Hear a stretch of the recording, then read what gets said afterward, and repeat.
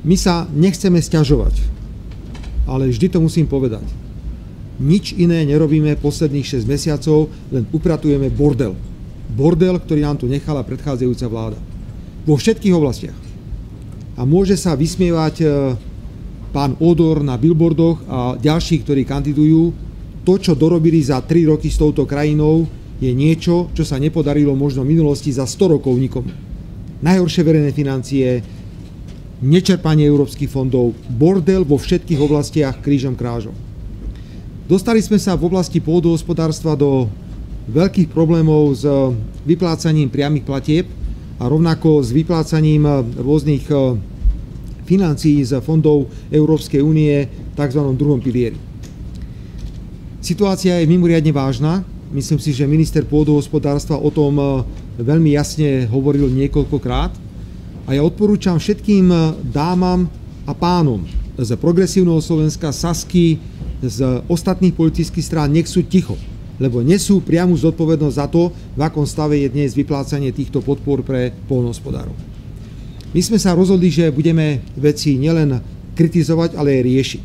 My sme dnes na rokovaní vlády prijali niekoľko vážnych rozhodnutí, o ktorých z vás chcem teraz informovať. Poprvé, naša ambícia je, aby do 36.2024 boli vyplatené všetky priame platby, ktoré patria poľnohospodárom.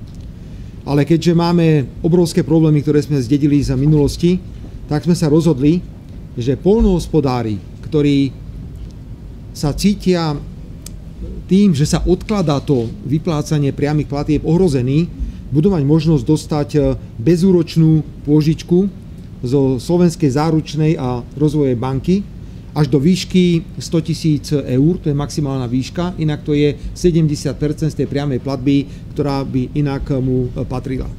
Myslím si, že to je veľká pomoc, musím to ale rozdeliť, sú dve kategórie poľnohospodárov, ktorí môžu o to žiadať.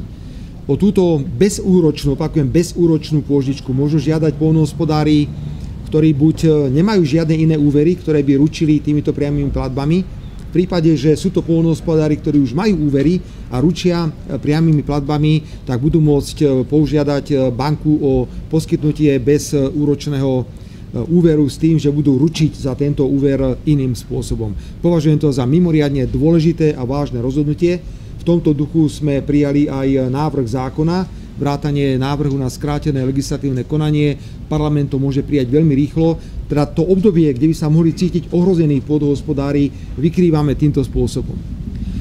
Po druhé, veľmi vítam rozhodnutie ministra pôdohospodárstva, že vyčlenil 8 miliónov eur na podporu špeciálnej rastlinnej výroby, teda bavíme sa o ovocí, bavíme sa o zelenine, kde ministerstvo pôdohospodárstva našlo mechanizmus na vyplatenie podpor týmto ľuďom.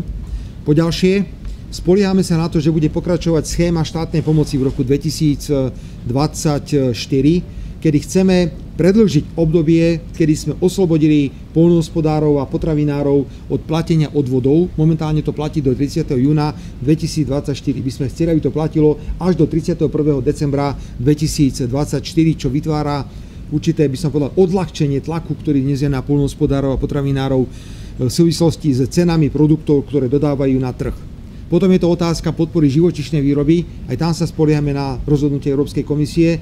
Minister pôdohospodárstva má v dispozícii ďalších 15 miliónov, ktoré poskytne poľnohospodárom na podporu tzv. Dobyčích jednotiek. Dobre hovorím, pán minister? Dá si to potom vysvetlíš ako bližšie.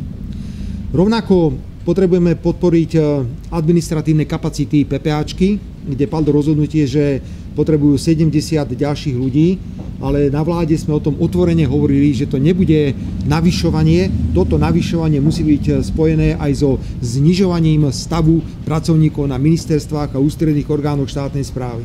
My sme minulý týždeň prijali uznesenie, ktorým sme uložili všetkým ministrom, aby predložili vláde informáciu, kde sa dostali za prvých 6 mesiacov a potom si nastavíme ďalší ambiciózny plán znižovania počtu zamestnancov na ministerstvách a ústredných orgánoch štátnej správy. Dámy a páni, toto je balík, o ktorom bude podrobnejšie ešte hovoriť pán minister pôdohospodárstva, ale ho považujem za veľmi dôležitý. Ďalej, hoci sme mimo Bratislavy, ale čas plynie a potrebujeme prijímať rozhodnutia. Vláda Slovenskej republiky dnes schválila návrh zákona, ktorý sa týka RTVS. Tento návrh zákona, myslím, že všetci poznáte obsahovo. Ja chcem povedať, že situácia v RTVS je neudržateľná z toho dôvodu, že televízia bola aj rozhlas stratový v roku 2023. Na čele tejto inštitúcie stojí človek, ktorý je v osobnom bankrote. Televízia rozhlas nemôžu byť objektívni, pretože sú v spore s vládou Slovenskej republiky. Je porušované základné ľudské právo občanov Slovenskej republiky na to, aby mali k dispozícii objektívne informácie. Ja vítam, že došlo k dohode koaličných partnerov. Návrh zákona bol schválený na vláde prakticky bez nejakej rozpravy, lebo predtým koaliční partneri o tomto návrhu zákona dlho hovorili. Návrh nejde v skrátenom legislatívnom konaní. Ide normálne do rokovania, do prvého čítania a potom pôjde do druhého a tretieho čítania na ďalšej schôdzi. Od dnešného dňa začína plynúť 15-dňová lehota. Po 15 dňoch by sme privítali, keby zasadla Národná rada, poprosíme vedenie Národnej rady o spoluprácu a na schôdzi Národnej rady by sa mohol tento zákon schváliť v prvom čítaní alebo návrh a potom po 30 dňoch, ako stanoví rokovací poriadok, by sa o tom rokovalo v priebehu júna 2024 a zákon by mohol byť schválený do prázdnin tohto roku. Je to dôležité rozhodnutie. Teraz sa obraciam, prepáčte, k voličom vládnej koalície. Voliči vládnej koalície veľmi jasne hovoria, urobte poriadok so Slovenskou televíziou a rozhlasom, lebo sa to nedá pozerať a počúvať. Tak my jednoducho na to reagujeme a odpovedáme, že predkladáme zákon, ktorý umožní takýto poriadok v tejto inštitúcii urobiť. Prijímali sme aj ďalšie návrhy zákonov. Predpokladám, že pán minister životného prostredia povie ohľadne zákona, ktorý sa týka ochrany prírody. Ide o veci, ktoré sa týkajú tzv. Náletových rastlín. Áno, je to čistenie poľnohospodárskej pôdy.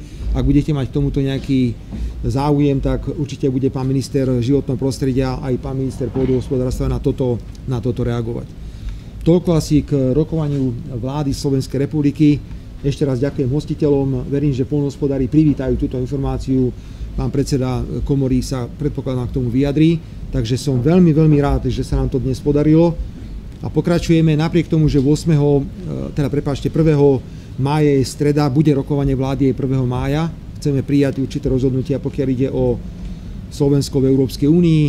Chceme prijať nejaké vyhlásenia, ktoré sa týkajú sviatku práce a pokračujeme v normálnom pracovnom tempe, ako ste pri nás naučili. Ešte raz všetkým veľmi pekne ďakujem.